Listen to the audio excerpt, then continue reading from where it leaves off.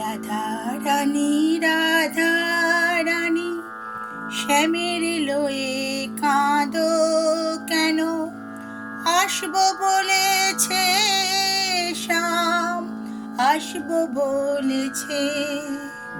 রাধা রানী রাধা রানী শ্যামের লয়ে কাঁদো কেন? আসবো বলেছে শ্যাম, আসবো বলেছে, আসবো বলেছে শ্যাম, আসবো বলেছে। রাধা মাধবের আশীর্বাদে নিজের মনে লেখা, নিজের মনের সুর স্থায়ীটা গাইলাম।